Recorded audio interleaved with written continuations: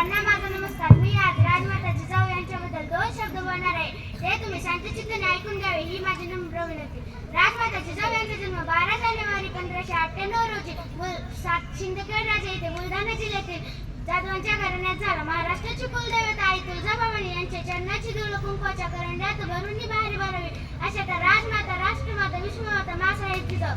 शेतकऱ्याच्या मिरचीच्या रेटाला हात लावू नका. तुमचे हात तुमच्या झाडापासून वेगळे केले जातील अशी गर्जना करणारे हिंदवी स्वराज्याचे संस्थापक शिवाजीराजे भोसले. सिंहाच्या जबड्यात घालून